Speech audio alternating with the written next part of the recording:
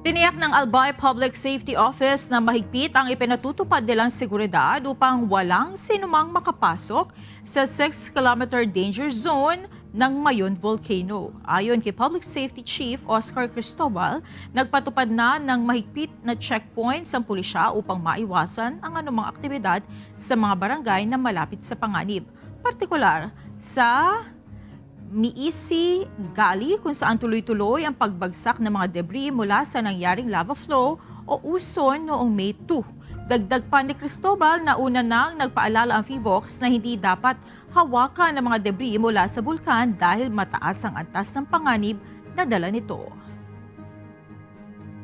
Talagang mas hinigpitan na natin kasi ang dami ginagawang pasyalan yun, which is very dangerous para sa ating mga kababayan. So, isa pa, ang advice natin ni FIVOX is talagang wag lalapit and wag gagalawin.